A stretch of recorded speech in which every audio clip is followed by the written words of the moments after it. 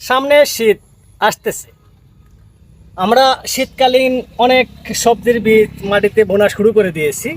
এটা হচ্ছে একটা বেগুন পার্পল কিং লাল তীরের, যে বিষয়টার জন্য আজকে এখানে ভিডিওটা করতেছি। প্রিয় ভাইয়েরা, অনেক ছাদ বাগানে আমার আপুরা ভাইয়েরা এইভাবে জার্মিনেশন করেন, টবের মুখে বীজ বুনে দেন।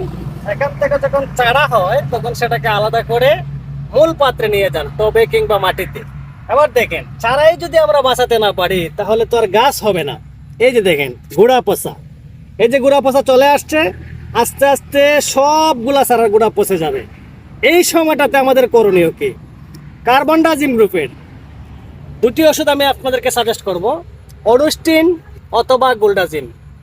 পরিমিত মাত্রায় এখন একবার স্প্রে করবেন, 4 থেকে 5 দিন পরে আবার স্প্রে করবেন, তাহলে আপনার চারা গোড়া পচার হাত থেকে রক্ষা পাবে। কাঙ্ক্ষিত ফসল ফলানোর একটা স্বপ্ন এখান থেকে তৈরি হবে। ভালো থাকবেন, আল্লাহ হাফেজ।